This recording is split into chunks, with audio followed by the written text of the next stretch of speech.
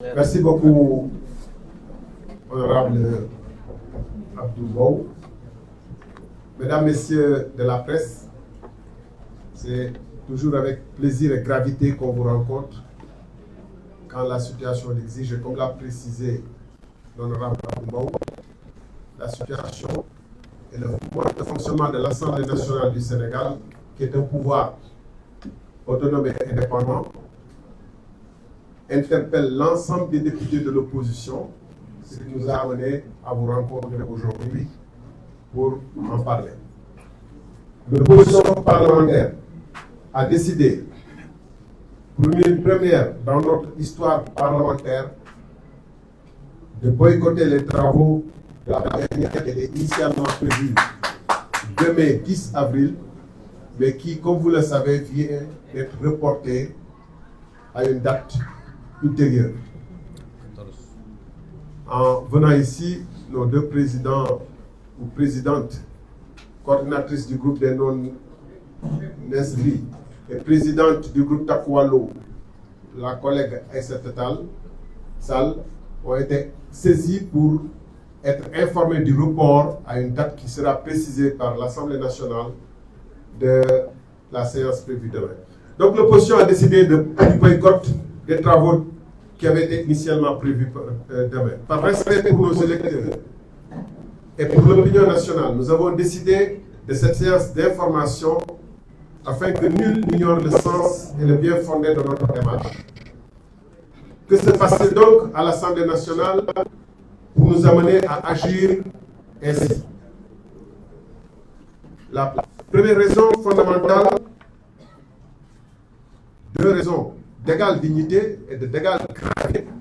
Et je vous en donne une qui fonde le boycott consiste en des violations répétées et délibérées du règlement intérieur de l'Assemblée nationale par la majorité sous l'impulsion du président de l'institution qui agit comme le président du groupe parlementaire PASTEF.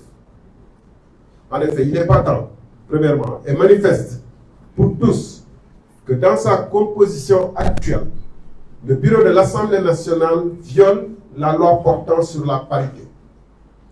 Que l'Assemblée nationale viole ouvertement les lois qu'elle vote est d'autant plus scandaleux que des conseils municipaux ont été contraints par la Cour suprême à se conformer à la dite loi après une première composition ne respectant pas la parité stricte. Au pays de Senghor, de Birago Diop, de Boubacar Boris Diop et autres illustres écrivains, le groupe de 130 députés de PASTEF ne craint pas le ridicule de prétexter que le terme « outre », qui signifie « en plus », sert non pas à inclure ou à additionner, mais à exclure, à soustraire. Le matin, le coup de force ne peut être aussi clairement assumé. Par ailleurs, le président de l'Assemblée nationale viole au quotidien les droits de l'opposition en refusant quasi systématiquement la parole quand des députés font appel au règlement intérieur, ne serait-ce pour expliciter le bien fondé de leur démarche. Il ne s'est pas privé, lors d'une séance, à accepter pour un député de la majorité ce qu'il venait de refuser à un député de l'opposition, c'est-à-dire l'appel au règlement.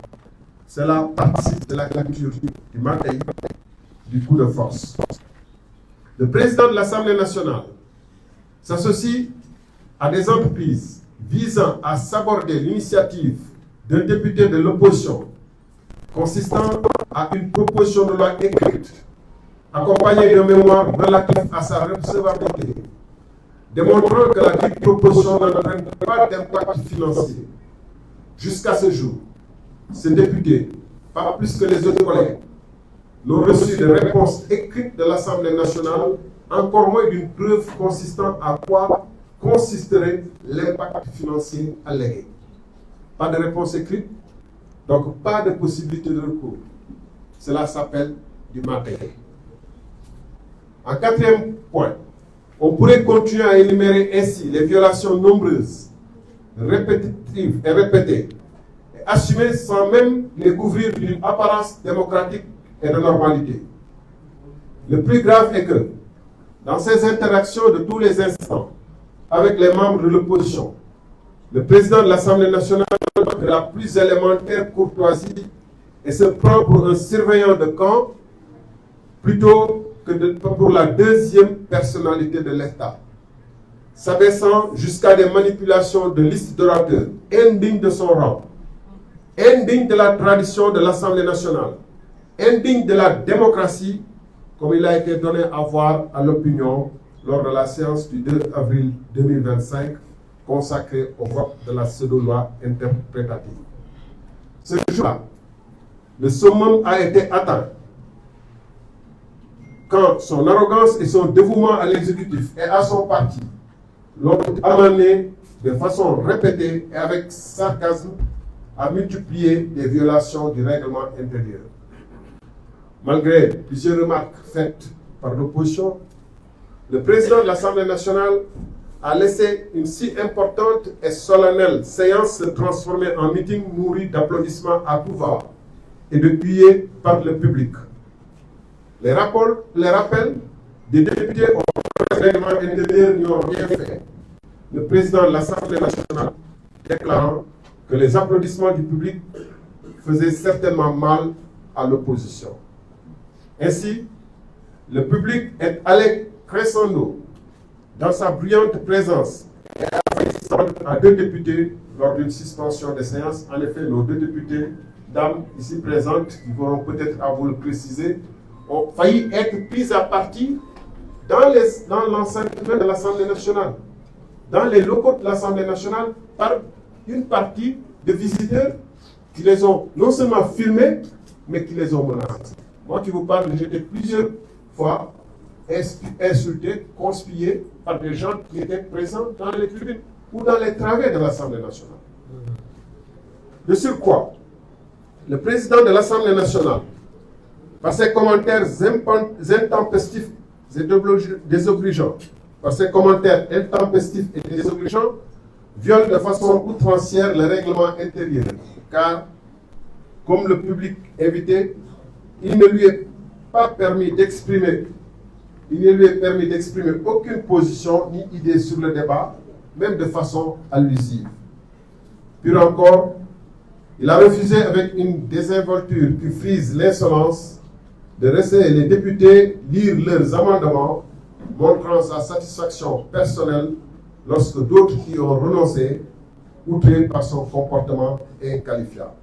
Cette attitude, jamais vue d'un président de l'Assemblée nationale depuis Lamine Gueye, le premier qui a ouvert une longue liste de présidents respectueux et respectés, n'honore pas l'Assemblée nationale du Sénégal, que pourtant le nouveau régime avait commis à une rupture conséquente. Nous demandons en conséquence au président de l'Assemblée nationale de se ressaisir pendant qu'il est encore temps, de se débarrasser de ses habits de militant, communicant et d'être à la hauteur de la dignité de son rang pour incarner celui-là même qui doit être un président élu par ses collègues et respectueux de tous pour en retour mériter le respect qu'il sera alors en droit d'attendre de tous ses collègues. Au reste, le recul noté dans la marche de l'Assemblée nationale du Sénégal, à la place d'une rupture positive et transformatrice, trouve son illustration dans une soumission encore plus grande à l'exécutif, qui est illustrée par les sessions de questions d'actualité. C'est la deuxième raison de notre décision de boycott, qui n'est pas une raison de moindre importance. Il a été en effet donné à toute personne de bonne foi à voir le comportement scandaleux du Premier ministre. Les passages du Premier ministre, loin d'être de grands moments d'échange d'idées contre idées, se transforment en des joutes d'attaques crypto-personnelles, de procès de députés, rendus d'autant plus déséquilibrés que la majorité aménage à l'exécutif un temps de parole double de celui des députés et supprime pour ces derniers le deuxième tour de parole traditionnel. Il est important ici de préciser que d'habitude, jusqu'à cette 15e législature, quand il y avait des questions d'actualité ou des questions au gouvernement, le député, naturellement, comme le membre du gouvernement avait le même temps de parole. Ça s'appelle équilibre des pouvoirs. Et le député, pour exercer sa fonction de contrôle, devait avoir le principe du contradictoire. C'est-à-dire, après une première prise de parole du interpelle le membre du gouvernement, il avait le droit de venir dire s'il est satisfait ou s'il n'est pas satisfait. Or, ce deuxième tour pour le député a été supprimé. Alors même qu'on a maintenu le temps de parole en deux séquences qui avaient été initialement prévues pour le membre du gouvernement ou le Premier ministre. Donc le Premier ministre se retrouve avec 8 minutes. Et vous avez constaté que la dernière fois, les députés qui avaient intervenu avaient droit à 4 minutes sans deuxième tour. Donc ça rompt fondamentalement le principe de l'équilibre des pouvoirs et en plus surtout la fonction de contrôle de l'action de l'exécutif à laquelle cette séance est consacrée. Ce qui permet au Premier ministre de dérouler en roue libre, assurer qu'il est que la République ne viendra pas derrière. Cela constitue non seulement un recul par rapport à la tradition de l'Assemblée nationale, mais une atteinte délibérée à l'équilibre des pouvoirs. En effet, l'organisation des questions au gouvernement est prévue et encadrée par la loi organique portant règlement intérieur de l'Assemblée nationale, notamment en son titre 3, contrôle parlementaire. Cette loi dispose que le gouvernement se soumet une fois par semaine au moins à des questions d'actualité adressées à des ministres. Un jour, au moins par quinzaine, déterminé à l'avance aux questions orales. Un jour, au moins par mois, aux questions d'actualité du gouvernement. Comme on peut le constater, il n'y a là aucune innovation ou concession du nouveau régime. Il s'agit là, au contraire, de l'exercice le plus naturel et le plus courant dans une démocratie normale où le Parlement exerce son devoir de contrôle de l'action gouvernementale. Le minimum démocratique serait de respecter les dispositions du titre 3 du règlement intérieur, en particulier ses articles 91 à 96. Or, au lieu de se soumettre à ces dispositions qui s'imposent à lui, le Premier ministre décide de venir à sa guise et selon son agenda propre. Ainsi, les séances de janvier et de mars n'ont pas été tenues sans qu'une explication n'ait été fournie aux députés.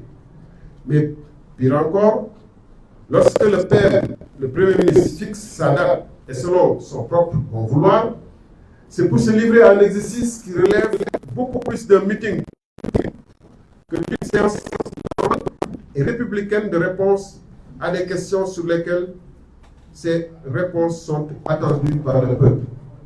En effet, les députés constatent avec amertume que le Premier ministre ne vient à l'Assemblée nationale que selon sa propre actualité, sortie du rapport de la Cour des comptes en février et vote de la loi dite interprétative en mars. De surcroît, en lieu et place des réponses attendues, le Premier ministre se livre à une véritable séance d'invectives, d'injures et de menaces des députés sans que ces derniers n'aient la possibilité de lui répondre, puisque la réglementation ne leur donne plus droit à la parole après leurs questions. Les députés refusent dès lors qu'un exercice parlementaire du plus grand sérieux, régi et encadré par les textes, tourne à une nauséabonde séance de meeting politique où eux sont en spectateurs. Ils refusent en conséquence, pour le respect qu'ils doivent à l'Assemblée nationale, deuxième institution de la République, symbole par excellence de la démocratie représentative, de s'associer à cet affaissement délibéré voulu par le Premier ministre, mais en complicité avec le président de l'Assemblée nationale, donc l'affaissement de cette véritable et noble institution. En effet, le Premier ministre n'a jamais fait mystère de peu de respect qu'il voue à l'Assemblée nationale, voir ses déclarations sur les petits députés devant lesquels il refusait de comparaître lors de la levée de son immunité parlementaire. Nous, députés, sommes absolument disponibles à poursuivre l'exercice à la double condition que le Premier ministre respecte les règles du jeu et prenne l'ensemble des députés, y compris de son propre camp, pour ce qu'ils sont, c'est-à-dire des élus et représentants du peuple sénégalais qui ont été choisis comme des représentants de ce peuple. Je vous remercie de votre aimable attention.